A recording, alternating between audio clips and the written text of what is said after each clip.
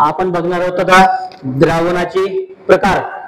मी काल तुम्हाला सांगितलं होतं मूलद्रव्य, ठीक आहे, त्याच्यानंतर द्रव्याच्या अवस्था सांगितल्या होत्या, स्थायू, द्रव आणि वायू, त्याचं एक एक तुम्हाला उदाहरण सुद्धा या ठिकाणी मी काल दिलं होतं। मग आता याच्यामध्ये ते बघितल्यानंतर या ठिकाणी आपल्याला द्रावणाचे प्रकार बघायचे, नेमके द्रावणाचे प्रकार कोणते आणि त्याचं एक एक उदाहरण या ठिकाणी मी लिहिलंय। मग आता सगळ्यात पहिले आहे द्रवात द्रव। काय सांगितलंय? द्रवामध्ये द्रव म्हणजे थोडक्यात बघा काय सांगितलं, पाण्यातील अल्कोहोल। पाण्यातील काय सांगितलं? अल्कोहोल। एखादा दारू पिणारा माणूस आहे, ड्रिंक करणारा माणूस आहे, बरोबर आहे, तो काय करतो, पाणी आणि दारू दोन्ही मिळून मिक्स करतो, म्हणजे ते काय झालं, एक तर द्रव आहे त्यात दुसरं द्रव काय केलं, मिक्स केलं, बरोबर आहे। मग त्याच्यामुळे या ठिकाणी द्रवात द्रव म्हटलं, म्हणून त्याला उदाहरण दिलंय पाण्यातील अल्कोहोल, ठीक आहे। नंतर नंबर 2 आहे द्रवात स्थायू। आता द्रव आहे पण द्रवामध्ये काय टाकले, स्थायू, त्याचं उदाहरण सांगितलं। आता तुमचं पाणी आहे, ठीक आहे, आता पाणी हे द्रव आहे, ठीक आहे, पण साखर किंवा मीठ हे द्रव आहे का?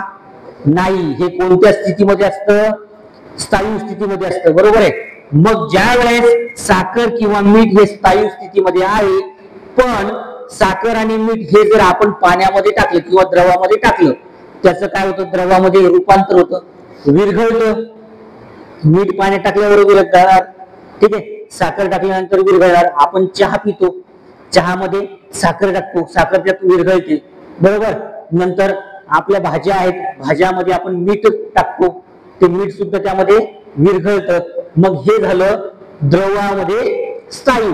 नंतर आहे द्रवात द्रवात वायू। द्रव आहे त्याच्यामध्ये वायू, मग आता त्याचं उदाहरण दिलं सॉफ्ट ड्रिंक। बघा काय, द्रवात वायू म्हटल्यानंतर त्याचं उदाहरण आहे सॉफ्ट ड्रिंक। तुम्ही सोडा घेता, ठीक आहे, द्रवाच्या स्वरूपात असतो, बरोबर आहे, त्याच्यावरून काय केलं जातो, वायू टाकला जातो, बरोबर आहे। त्याच्यानंतर पाण्यातील ऑक्सिजन। आता O2, पाण्यातील O2 म्हणजेच काय, ऑक्सिजन। O2 ही काय झाली, संज्ञा झाली। मग पाण्यामधला ऑक्सिजन, पाणी हे द्रव स्वरूपात आहे आणि ऑक्सिजन जो आहे तो कोणत्या स्वरूपात आहे, वायूच्या स्वरूपामध्ये, म्हणून त्याला म्हटले पाण्यातील ऑक्सिजन, म्हणजेच काय, द्रवामध्ये वायू आहे। नंतर स्थायू, स्थायू द्रव, स्थायू आहे, ठीक आहे, पदार्थ कसा आहे, स्थायू आहे, पण त्याच्यामध्ये द्रव, मग त्याचं उदाहरण बघा काय झालं, पारद संमिश्रे। बघा पारद संमिश्रे। आता याच्यामध्ये एक उदाहरण सांगायचं म्हटल्यानंतर, स्थायू मध्ये द्रव म्हटल्यानंतर बऱ्याच ठिकाणी काय करतात, ज्यूस वगैरे पितात, त्यात बर्फ टाकला जातो, बरोबर आहे। बर्फ कोणत्या स्थितीमध्ये असतो, स्थायू स्थितीमध्ये असतो, बरोबर आहे।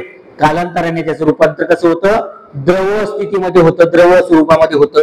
नंतर आहे स्थायू मध्ये स्थायू। आता बघा स्थायू म्हणजेच बघा, आता पितळ आहे, पितळ स्थायू स्थितीमध्ये।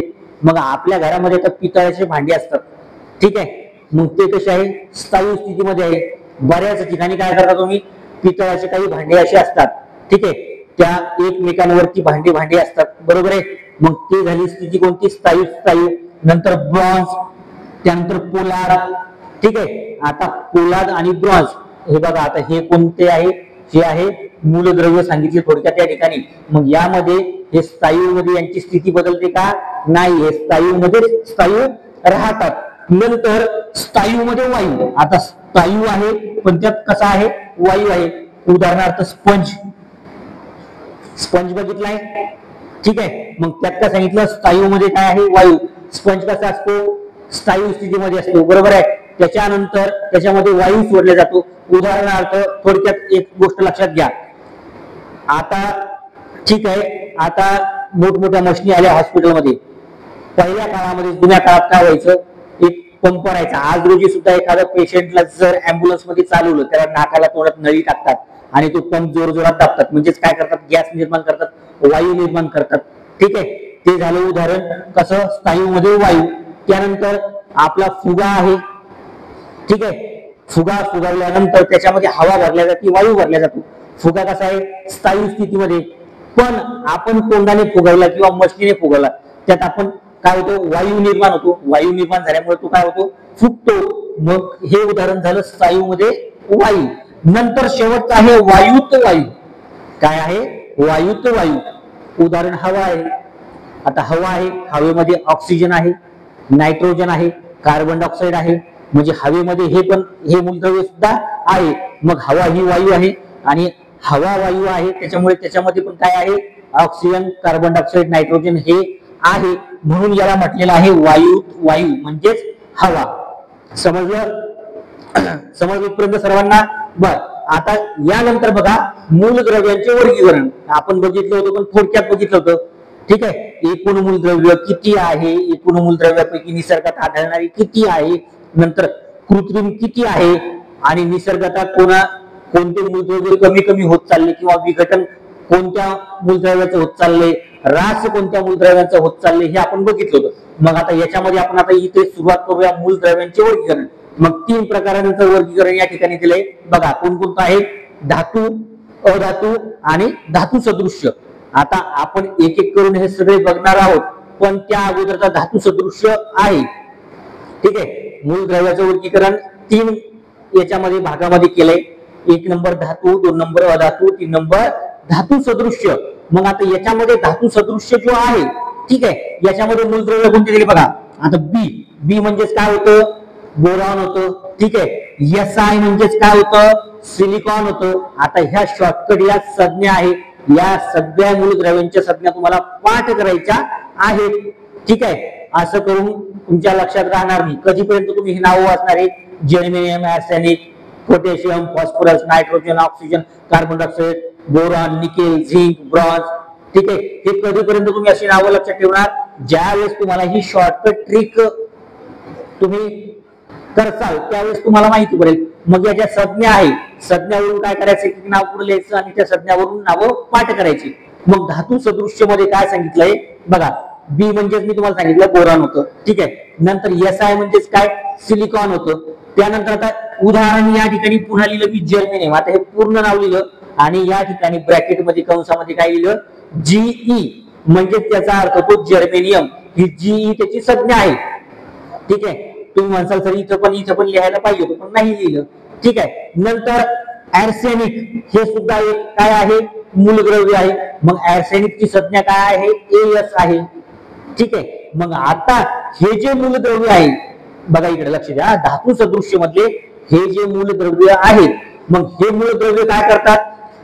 हा धातू आणि अधातू या दोन्हींचं काय करतात? या ठिकाणी गुणधर्म दाखवतात. बघा, धातू सदृश्य मधले जे काही मूलद्रव्य त्या ठिकाणी येतात, हे सर्व मूलद्रव्य काय करतात? धातू आणि अधातू या दोन्हींचे गुणधर्म दर्शवतात. मी या ठिकाणी त्याच्यासाठीच लिहिलं काय की हे गुणधर्म दर्शवितात. कोणाचे? धातू आणि अधातूचे गुणधर्म दर्शवितात. म्हणून त्यांना धातू सदृश्य मूलद्रव्य या ठिकाणी म्हटलेलं आहे. समजलंय का? याच्यामध्ये कुणाला काही अडचण नाही. बर, आता आपण याच्यानंतरची सुरुवात करूया. नंतर आहे अणु संरचना.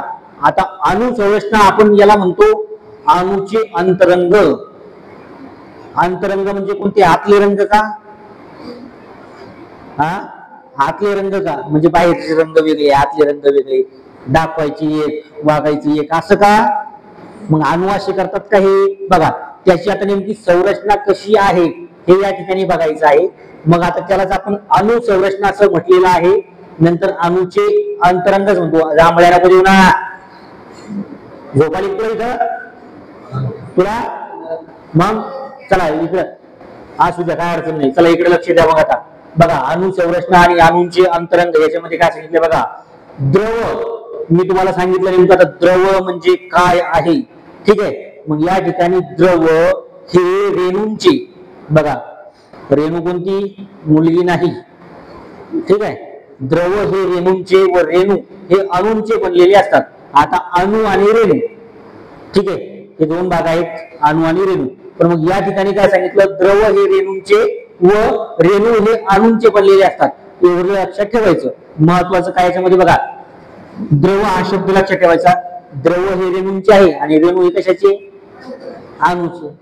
ठीक आहे. म्हणजे द्रव कोणाचा आहे? रेणूचा आहे. आणि रेणूचा कोण आहे? अणू आहे थोडक्यात. ठीक आहे. आता लक्ष द्या.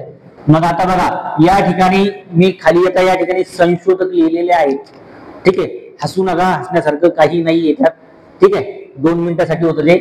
आता कनाद ऋषी बघा काय सांगितलं, कनाद ऋषी. कोणता नाद आहे? कनाद. ठीक आहे, कनाद ऋषी हा एक संशोधक आहे. मग हा संशोधक बघा इसवी सन पूर्व 6वे शतक. किती शतक आहे? 6वे शतक. आता कोणते शतक चालू आहे? 21वे शतक सुरू आहे. कधीची गोष्ट आहे? 6व्या शतकामधली. मग बघा कनाद ऋषी इसवी सन पूर्व 6वे शतक. मग याच्यामध्ये काय सांगितलंय बघा, आता यांना काय केलं, या संशोधकांना नेमकं काय केलं, यांच्या मते हे नेमकं अणूची संरचना किंवा अणूची अंतरंग नेमकं काय आहे, त्यांना त्याचं मत मांडलं. मग बघू त्याचं मत काय. जसं आपण आपलं मत मांडतो, आपण म्हणतो सर माझं 2 मिनिटं ऐकून घ्या, मॅडम माझं 2 मिनिटं ऐकून घ्या, मला बोलू देत नाहीये. पण या ठिकाणी मग या संशोधकांना कसं केलं, त्याचं मत मांडलं. कोणाचं ऐकलं का नाही ऐकलं, त्यांना त्याचं मत मांडलं शेवटी. मग बघा काय आहे, विश्वातील. काय सांगितलं? विश्वातील म्हणजेच कुठले? विश्व म्हणजे काय? जग. बरोबर आहे. विश्व हे नाव पण आहे, पण हे विश्वातील सांगितलं म्हणजे जगातील प्रत्येक पदार्थ. बघा विश्वातील, जगातील प्रत्येक पदार्थ. आता पदार्थ म्हणजे एक लक्षात घ्या, आपण इथं काय शिकतोय? विज्ञान. पदार्थ म्हणल्यानंतर म्हणू नका पनीरची भाजी, paneer tikka, chow mein, mutton, chicken असं नका म्हणू. फक्त हे पदार्थ म्हणजे या ठिकाणी कोणता पदार्थ घेतला बघा. आता या ठिकाणी अविभाज्य सांगितलं. अविभाज्यचं आपण खाली या ठिकाणी बघणार आहोत. मग विश्वातील प्रत्येक पदार्थ अविभाज्य अशा अनेक लहान कणांनी बनलेला आहे किंवा लहान कणांनी बनलेला असतो. विश्वातील प्रत्येक पदार्थ, कुठलाही पदार्थ घ्या, स्थायू, द्रव. ठीक आहे, नंतर कोणता सांगितलं होतं अजून? स्थायू, द्रव. तिसरा कोणता आहे? वायू. मग वायू कणांनी बनलेला आहे का? वायू कणांनी बनलेला आहे का? नाही. समजा या ठिकाणी स्थायू स्थितीमध्ये बरेच पदार्थ असतात. ठीक आहे, ते कशाने बनलेले? बारीक बारीक कणांनी बनलेले. माती आहे, मातीचा ढिकूळ आहे, दगड आहे, बारीक बारीक कणांनी तो तयार झालाय. बरोबर आहे. मग बघा आपण जे कपडे घालतोय, ठीक आहे, अंगातले शर्ट आहे, कणांपासून बनले, बारीक बारीक कणांपासून. बरोबर. मग या ठिकाणी काय सांगितलं बघा, विश्वातील प्रत्येक पदार्थ अविभाज्य अशा अनेक लहान कणांनी बनलेला असतो. त्या कणांना काय, त्याला काय म्हटलं बघा, त्या कणाला त्यांना काय म्हटलं? परमाणू. काय म्हटलं? परमाणू. परमाणू पिक्चरचं पण नाव आहे. बॉम्बचं नाव आहे का परमाणू? परमाणु बॉम्बचं नाव आहे का? आहे. त्या पिक्चर मध्ये सांगितलेलं आहे परमाणु मध्ये, पण तो परमाणु नाही, तो दुसरा परमाणु आहे. ठीक आहे. मग काय सांगितलेलं? विश्वातील प्रत्येक पदार्थ लहान लहान कणांपासून बनलेला आहे. बघा अविभाज्य. अविभाज्य म्हणजे काय? अविभाज्य म्हणजे काय? विभाज्य आणि अविभाज्य काय होतं? डिवायडेशन म्हणजे काय? वर्गीकरण. बरोबर, किंवा प्रकार, पार्ट म्हणतो. मग बघा त्याला काय म्हटलं? त्या कणांना त्यांनी परमाणु असे संबोधलं आहे. त्याच्या मते, कोणाच्या मते? कोणता ऋषी आहे? कनाद ऋषी. ठीक आहे, ऋषी मुनी नाही, कनाद ऋषी. लक्षात राहू द्या. नंतर नंबर 2 चा आहे डेमोक्रिट्स. बघा डेमोक्रिट्स. आता काय नाव आहे बघा, डेमोक्रिट्स. पहिला होता कनाद ऋषी, दुसरा आहे डेमोक्रिट्स. मग आता बघा याचं इसवी सन पूर्व 430 सांगितलं. 430 वर्षापूर्वी. थोडक्यात शतक सांगितलं का? नाही, फक्त काय सांगितलं? इसवी सन पूर्व 430 म्हणजे 430 वर्ष अगोदर. ठीक आहे, त्यावेळेची गोष्ट. मग हा आहे ग्रीक. कोणता संशोधक आहे? ग्रीक संशोधक आहे. मग बघा यांचं म्हणणं काय आहे? द्रव हे ऍटमॉस या अत्यंत लहान. बघा द्रव हे ऍटमॉस. ठीक आहे, काय सांगितलं बघा?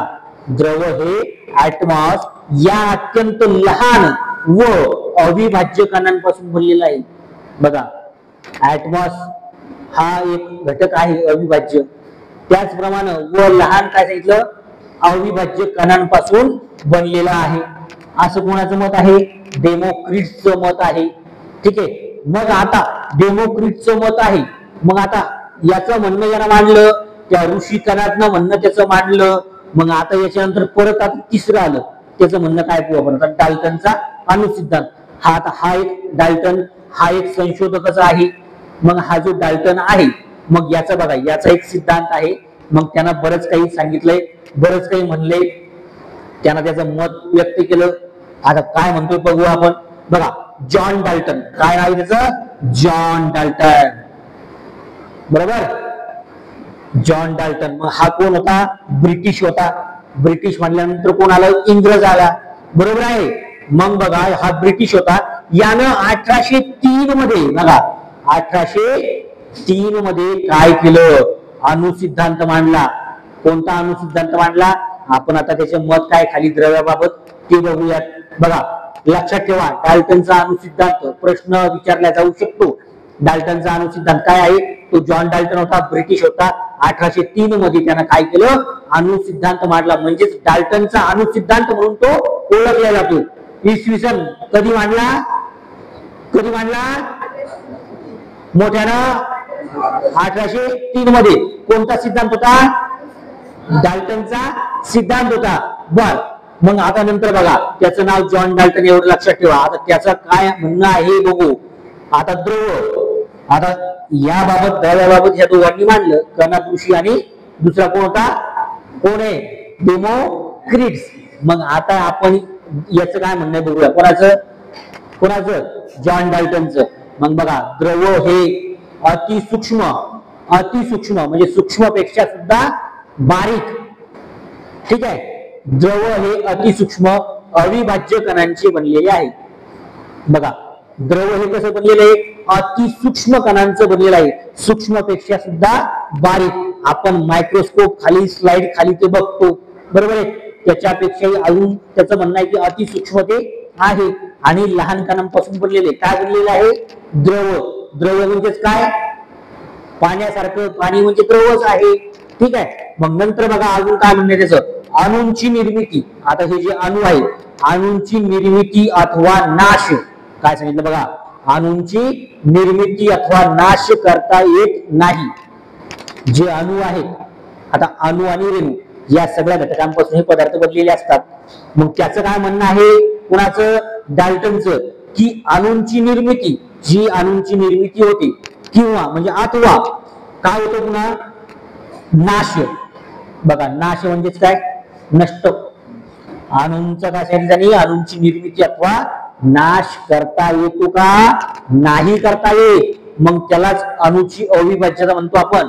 म्हणजे त्याची अविभाज्यता केल्या जात नाही किंवा नाश केला जात नाही, ठीक आहे, किंवा अणूंची निर्मिती केल्या जात नाही, ठीक आहे. मग नंतर बघा एकच मूलद्रव्यांचे, आता या ठिकाणी मी लिहिलं एक, ठीक आहे. मग त्यांचं म्हणणं आहे की एकच मूलद्रव्यांचे सर्व, बघा एकच मूलद्रव्य आहे, त्या एकाच मूलद्रव्यांचं काय सांगितलं, सर्व अणू एकरूप असतात. एकरूप असतात म्हणजेच काय, तुम्ही भूमितीमध्ये शिकले असाल, ठीक आहे.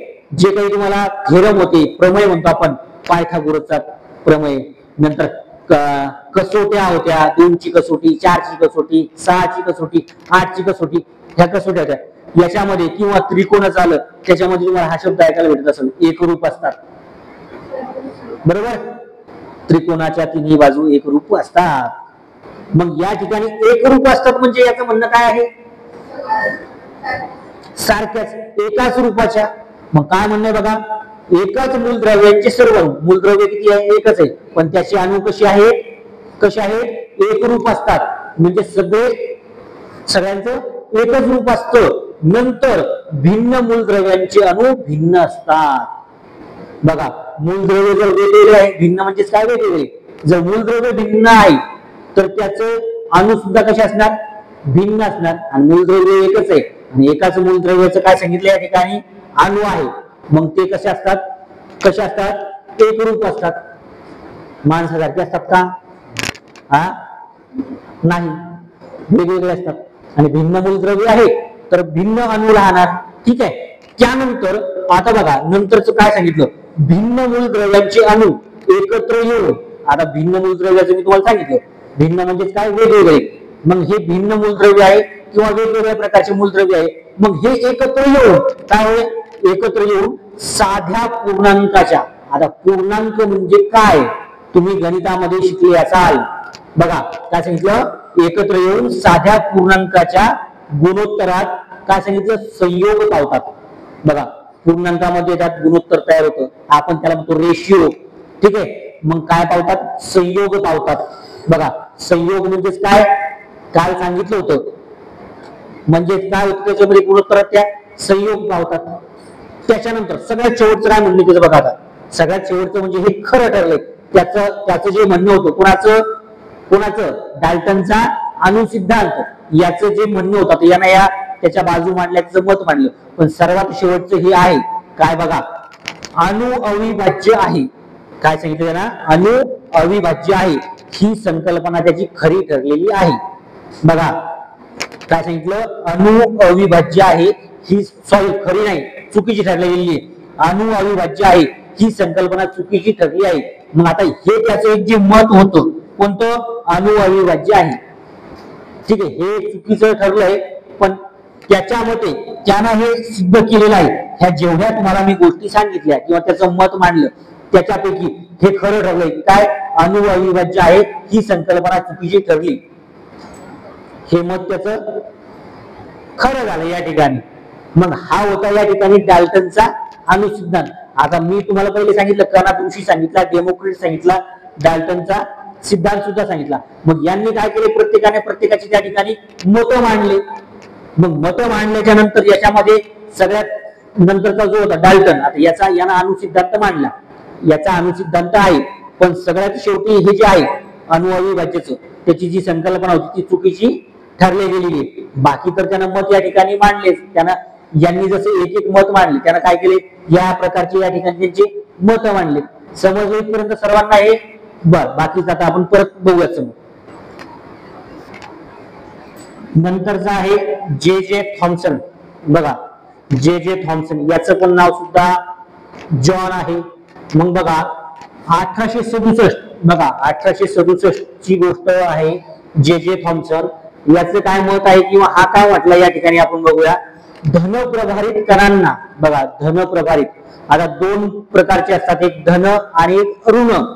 ठीक आहे, जर घरी टीव्हीच्या रिमोट मध्ये जर बघितलं, ठीक आहे, आपण सेल टाकायच्या वेळेस एका बाजूला धन असतो प्रभार आणि एका बाजूला ऋण असतो. म्हणजे ज्या ठिकाणी धन आहे त्या ठिकाणी प्लसचं चिन्ह असतं, म्हणजेच अधिकचं चिन्ह असतं.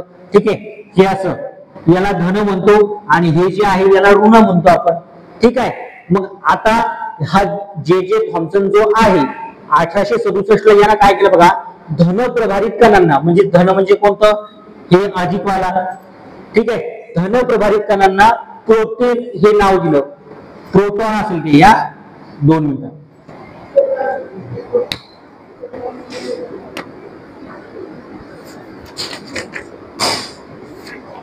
प्रोटॉन नाव आहे ते. ठीक आहे, इथं कुठं प्रोटीन येणार आहे बघा, त्याला काय नाव दिलं, प्रोटॉन नाव दिलं. धनप्रभारित कणांना प्रोटॉन नाव दिलं. आणि ऋणप्रभारित जे आहे म्हणजे कोणते, हे ऋणवाले, ऋणप्रभारित इलेक्ट्रॉनचा शोध लावला. बघा धनप्रभारित जे आहे त्यांना नाव दिलं प्रोटॉन, आणि ऋणप्रभारित जे आहे, ऋणप्रभारितचं काय सांगितलं त्यांनी, इलेक्ट्रॉनचा शोध लावला. ठीक आहे, मग हे कोणी केलं, जे थॉम्सन, म्हणजे जॉन थॉम्सनने. कधी केलं, 1867 मध्ये केलं. त्यानंतर त्याचं काय मत आहे बघा, अणु विद्युत दृष्ट्या, आता हे जे अणु आहे विद्युत दृष्ट्या काय सांगितलं आहे, उदासीन असतो. बघा काय सांगितलं, विद्युत दृष्ट्या उदासीन असतो. पण कोण, अणु सांगितला.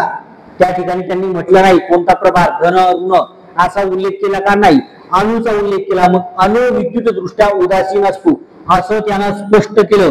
कोणा स्पष्ट केलं, जे थॉम्सन हे स्पष्ट केलं. नंतर बघा 1906 ला, बघा 1906 ची गोष्ट आहे, त्यानं हे 1867 मध्ये सगळं सांगितलं, स्पष्ट केलं. 1906 ला जे थॉम्सन म्हणजे जॉन थॉम्सनला काय झालं, भौतिक शास्त्राचं नोबेल पदक मिळालं. बघा काय सांगितलं या ठिकाणी, भौतिक शास्त्राचे नोबेल पदक मिळाले. आपण म्हणतो त्याला पुरस्कार म्हणतोय थोडक्यात, ठीक आहे. किंवा आपल्या गळ्यात एखादं येऊन पदक टाकलं किंवा कॉइन सारखं असतं, बरोबर आहे. आपण म्हणतो मला पदक मिळालं, त्याला इंग्लिश मध्ये काय म्हणतो मेडल म्हणतो, बरोबर. मग या जे थॉम्सनला या ठिकाणी काय झालं, 1906 ला भौतिक शास्त्राचं नोबेल पदक मिळालं. नंतर बघा, नंतर आता दुसरा आला. दुसरा नाव काय बघा, हेनरी बेक्वेरेल. काय नाव आहे, हेनरी बेक्वेरेल. हा फ्रान्स होता आणि हा जो होता जे थॉम्सन हा होता ब्रिटन. कोण होता, ब्रिटन संशोधक होता. आणि आता हा जो आहे हेनरी बेक्वेरेल हा कोण आहे, फ्रान्स आहे. मग बघा याचं काय मत आहे, 1896 ची गोष्ट बघा. 1896 ला काय बघा, युरेनियम मी लिहिलं इथं यू, नंतर क्षारयुक्त अल्फा लिहिलं या ठिकाणी, त्याचं सिम्बॉल आहे, चिन्ह आहे. नंतर लिहिलं बीटा, बीटाचं या ठिकाणी सिम्बॉल आहे, साइन आहे, कंसात लिहिलं बीटा. आणि गॅमा बघा याचं काय सांगितलं ना. मग हे प्रारणे उत्स्फूर्तपणे बाहेर पडतात असे संबोधन केले. मग हे जे अल्फा बीटा गॅमा हे क्षारामधून हे काय करतात, उत्स्फूर्तपणे बाहेर पडतात असं त्याने या ठिकाणी स्पष्ट केलं आणि संशोधन केलं. कोणी केलं, हेनरी बेक्वेरेलने केलं. कधी केलं, 1896 मध्ये केलं. बर, मग त्यानंतर हेनरी बेक्वेरेल बघा, आता यानं हे संशोधन केलं. त्यानंतर हेनरी बेक्वेरेल आहे. नंतर दुसरा आहे पियर क्युरी बघा, दुसरा कोण आहे, पियर क्युरी. आणि तिसरा आहे मादाम क्युरी बघा, पियर क्युरी आणि मादाम क्युरी. हे तीन संशोधक होते. या तीन संशोधकांना काय केलं, 1803 मध्ये भौतिक शास्त्राचे नोबेल पदक मिळाले बघा. या तिन्हींना काय झालं, भौतिक शास्त्राचं नोबेल पदक मिळालं. कोण कोण, हेनरी बेक्वेरेल. नंतर दुसरा कोण सांगितला, कोणता, क्युरी, कोणता, पियर क्युरी. आणि नंबर तिसरा कोणता सांगितला, मादाम क्युरी. या तिघांना 1903 मध्ये भौतिक शास्त्राचं नोबेल पदक मिळालं. आता वरती बघा, 1906 ला कुणाला मिळालं होतं, कुणाला मिळालं होतं, जे थॉम्सनला मिळालं होतं, ठीक आहे. नंतर म्हणजे 1906 ला तर थॉम्सनला मिळालं, पण याच्या अगोदरची गोष्ट आहे 1903 ची. 1903 ला सुद्धा या तिघांना म्हणजे कोण, हेनरी बेक्वेरेल, ठीक आहे, पियर क्युरी आणि मादाम क्युरी यांना 1903 मध्ये भौतिक शास्त्राचं त्या ठिकाणी काय झालं, पदक मिळालं. आता हे झालेत या ठिकाणी हे सांगितले. याच्यानंतर आता अजून आपण पुढच्या क्लासला बघूया, ठीक आहे.